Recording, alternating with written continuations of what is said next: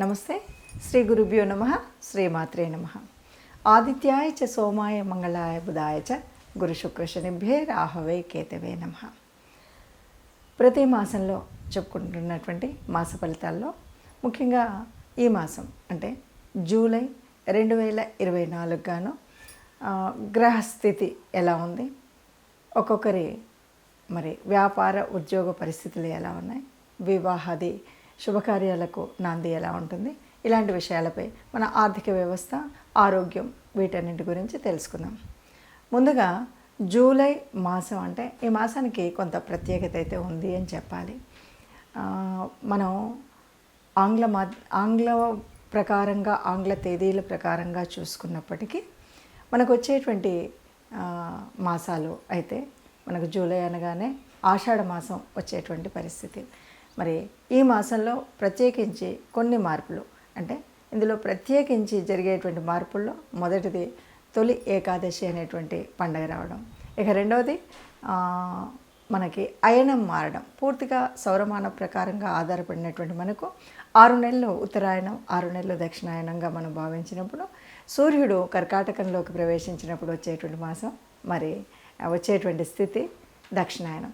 దక్షిణాయనంలో దైవ ఉపాసన చేయడం అనేటువంటిది ఒక సలక్షణమైనటువంటిది, మన ఆరోగ్యాన్ని ఆయుష్ని కాపాడుకునేటువంటి స్థితి. ఈ పరిస్థితుల్లో మరి ఈ నెలకు గ్రహాలు ఎక్కడెక్కడ ఉపస్థితి అయి ఉన్నాయి ఏంటి చూద్దాం. ముందుగా మనం చూసినట్టయితే మేషరాశిలో రాశ్యాధిపతి అయినటువంటి కుజుడు అక్కడే ఉండడం అనేటువంటిది మొదటి స్థానం. ఇక వృషభ రాశిలో గురువు ఉంటాడు. గురువు ఉన్నప్పటికీ 12వ తారీఖుకి మరి ఇదే కుజుడు గురువుతో కలవడం, ఇక్కడ మనకి గురుమంగళ యోగం కూడా ఏర్పడేటువంటి ఒక శుభకరమైనటువంటి పరిస్థితి కనిపిస్తుంది. ఇక తదుపరి మిథునంలో రవి, బుధుడు, శుక్రుడు ముగ్గురు ఉన్నారు. ఈ ముగ్గురు ఒక్కొక్కరు మారుతూ ఉంటారు. అంటే 17వ తారీఖున మనకు రవి కర్కాటకంలోకి ప్రవేశిస్తాడు. ఇక్కడే మనకు దక్షిణాయనం ప్రారంభమవుతుంది.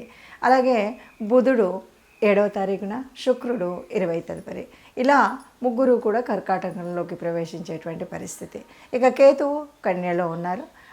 శని భగవానుడు మరి తన స్వక్షేత్రమైనటువంటి కుంభంలో వక్రగతిలో ఉండడం మనకు తెలుసు.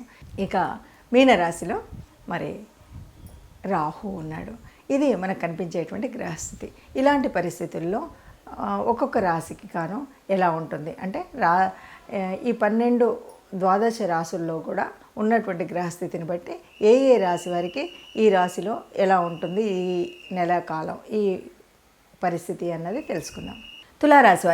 తులారాశి వారికి ఎలా ఉంటుంది అంటే మనం ఇక్కడ రాశి వారిని కనుక చూసినట్టయితే సప్తమంలో కుజుడు ఉన్నాడు, అష్టమంలో గురువుడు ఉన్నాడు. అయితే మళ్ళీ 2వ పక్షంలోకి వచ్చేసరికి మరి అష్టమంలోనే కుజగురువులు ఇద్దరు ఉండడం, తర్వాత నవమంలో మొదటి పక్షంలో రవి, బుధ, శుక్రులు ఉంటే తదుపరి 2వ పక్షంలోకి వచ్చేసరికి దశమంలోకి రావడం అనేటువంటిది జరుగుతుంది. సో ఈ వ్యయభావంలో కేతువు. ఇలా ఉన్నటువంటి పరిస్థితుల్లో ఎలా ఉంటుంది తులారాశి వారికి అంటే ముఖ్యంగా తులారాశి వారికి జూలై మాసంలో మీరు అనుకున్నటువంటి ఏదైనా ఇంతకుముందు ఏదైనా ఉంటే చేయాలనుకుంటే మీరు ప్రయత్నం చేస్తే తప్పనిసరిగా కార్యసిద్ధి అయితే జరుగుతుంది. ఏ ప్రయత్నం చేసినా అందులో పూర్తిగా విజయం సాధించేటువంటి పరిస్థితి ఉంటుంది. అంతేకాదు విద్య, వృత్తి, ఈ రకంగా వ్యాపారాల్లో ఏదైనా చేయదలుచుకున్నటువంటి పనులు కరెక్ట్గా మనం ఒక యోజన ప్రకారంగా చేయగలిగితే తప్పనిసరిగా ముందంజ వేయగలుగుతారు, విజయం సాధించగలుగుతారు. అంటే విద్యార్థులు ఎవరైనా చదువుకోవాలనుకునేటువంటి వారు వారి చదువుల్లో ఉన్నతమైనటువంటి శ్రేణిలో రావడానికి అవకాశం ఉంటుంది. పెద్ద చదువులు చదువుతున్నటువంటి వారు కాలేజీల్లో వాటిలోకి వెళ్ళేటువంటి వారికి ఇది కాలేజీ సమయం, స్కూళ్ళల్లో వెళ్ళేటువంటి సమయం కాబట్టి మీకు మీ అదృష్టవశాత్తు మంచి వాటిలలో మీరు ప్రవేశం పొందేటువంటి అవకాశం ఉంటుంది. విద్యలో మంచి గురువులు లభించేటువంటి అవకాశం ఉంటుంది. దానివల్ల ముందుకు చక్కగా వెళ్ళగలుగుతారు. అట్లాగే మీరు ఏదైనా లక్ష్యం ఉంటే ఆ లక్ష్యాన్ని సకాలంలో పూర్తి చేసుకోగలుగుతారు. నేను ఇది చేయాలనుకున్నా అంటే మనం కొన్నిసార్లు ఏమనుకుంటామంటే ఇది చేయాలి, ఈ పుస్తకం చేద్దాము, ఈ పుస్తకం రాద్దాము, లేకపోతే ఇట్లాగా ఒక్కొక్కరికి ఒక్కొక్క ఆలోచన ఉంటుంది. ఈ పని చేద్దాము, ఈ ఇల్లు కట్టిద్దాము, ఇలా అనుకుంటాం. కానీ దాన్ని ఆ ఆలోచనని మనం గనక కార్యరూపంలో పెట్టడానికి చాలా సమయం పడుతుంది నిజానికి. కానీ ఈ రాశి వారికి ఈ సమయంలో ముఖ్యంగా వారు ఏది చేద్దాం అనుకున్నారో ఆ సమయాన్ని ఆచరణలో పెట్టడం అనేటువంటిది బాగా సుసాధ్యం అవుతుంది. తప్పకుండా మనం అనుకున్న పని అనుకున్నట్టుగా ఎంబటే దాన్ని కార్యరూపణ దాల్చేటువంటి అవకాశం అయితే ఈ రాశి వారికి ఉంది. అలాగే మనం చేసినటువంటి పని వల్ల కూడా ఎప్పుడు కూడా మనం పనులు చేయడం అనేటువంటిది బాగుంటుంది, కానీ పని చేసిన తర్వాత ఎవరైనా అభినందిస్తే, ఎవరైనా మెచ్చుకుంటే చాలా చేసినటువంటి శ్రమంతా మర్చిపోతాం కదా. ముఖ్యంగా ఈ రాశి వారికి ఇలా నలుగురి మన్ననలు పొందేటువంటి అవకాశం ఇక్కడ కనిపిస్తుంది. ఆ మన్ననల వల్ల మానసిక ప్రశాంతత దొరుకుతుంది, ఆనందం దొరుకుతుంది. దానివల్ల ఇంకా కొత్త ఉత్సాహంతో ముందుకు వెళ్ళేటువంటి పరిస్థితి కనిపిస్తుంది. కొత్త ఉద్యోగాల్లో చేరాలి అని అనుకునేటువంటి వారికి, లేదా ఇప్పటికీ ఉన్న ఉద్యోగాలైనా కొత్త ఉద్యోగాల్లో చేరే అవకాశం అయితే ఇక్కడ ఈ రాశి వారికి కనిపిస్తుంది. ఆర్థికంగా ఎలా ఉంటుంది అంటే స్వయం సమృద్ధిగా ఉంటుంది. మీరు సంపాదించుకున్నది మీకు కావలసిన దానికంటే కాసింత ఎక్కువే ఉంటుంది. అంతకు మించి అంటే ఏదో కష్టం వచ్చింది, నాకు డబ్బు లేదు, ఈ సమయంలో ఇది చేయలేకపోతున్నాను, ఇది పిల్లలకి పాఠశాల సమయం, ఇది పిల్లలకి కాలేజీ సమయం, లేకపోతే ఇలాంటివి ఏవి ఇబ్బందులు ఉండవు. చక్కగా హాయిగా అన్ని సమన్వయంతో ఏదో ఒక రకంగా ఆర్థిక వ్యవస్థ వృద్ధి చెందుతూ చక్కగా ముందుకు వెళ్ళేటువంటి పరిస్థితి అయితే ఉంటుంది. అయితే ఇవన్నీ ఇలా ఉన్నప్పటికీ కూడా మరి దాన్ని అలాగే నిలుపుకోవాలి అంటే తప్పనిసరిగా మనం చేసుకోవాల్సినటువంటి ఏదైనా ప్రత్యేకమైన పూజ ఉందా అంటే ఇష్టదేవత ఆరాధన చేయడం అనేటువంటిది తప్పకుండా చేయాలి. ముఖ్యంగా ఇది ఏంటంటే మనం దక్షిణాయన కాలం వస్తుంది కాబట్టి నిరంతర నామజపం అయితే ఉండాలి. విష్ణునామ జపం అయితే చేయాలి. అంటే విష్ణు సహస్రమో ఏదో ఇలాంటివి వింటూ ఉండాలి. అలా ఉండడం వల్ల మనకు ప్రశాంతత దొరుకుతుంది. కావాల్సినటువంటి కార్యాలు చేయడానికి మంచి ఆలోచన అనేటువంటిది లభిస్తుంది అని చెప్పచ్చు. ఇప్పటి వరకు మనం చూసినటువంటి ఈ గ్రహ పరిస్థితుల మూలంగా ఒక్కొక్క రాశికి ఉన్నటువంటి స్థితిగతుల మూలంగా ఏది ఏమైనా మనం చెప్పుకునేటువంటిది ఒక విషయం ఎప్పుడు చెప్పుకుంటున్నట్టుగానే మనకు ఇదంతా కూడా గోచార రీత్యా. ఈ గోచార రీత్యా అందరికీ ఇలాగే జరుగుతుందా అన్నప్పుడు కోటాను కోట్ల మంది ఉన్నటువంటి వాళ్ళల్లో అందరికీ ఇలాగే జరుగుతుంది అని చెప్పాం. కానీ దాదాపుగా మనకి ఒక 30% వరకు కనిపిస్తుంది. అయితే మరి ఎందుకు చెప్పుకోవాలి అన్నప్పుడు మాత్రం మనం ఒక మాట చెప్తూ ఉంటాం. అందరికీ వారి జన్మ కుండలి కనుక తెలిసినట్టయితే దాని ప్రకారంగా మనం చూసినట్టయితే ఇప్పుడు ఈ మాసంలో ప్రత్యేకించి మనకు ఒక యోగం గురించి చెప్తున్నాం. మొన్నటి వరకు బుధాదిత్య యోగం అని ఎలాగన్నామో ఇప్పుడు మనకి గురుమంగళ యోగం అని చెప్తున్నాం. ఈ యోగం ఉన్నటువంటి కాలంలో మనం దాన్ని ఎలా చేయాలి, ఏం చేయాలి అనేటువంటి పరిస్థితి.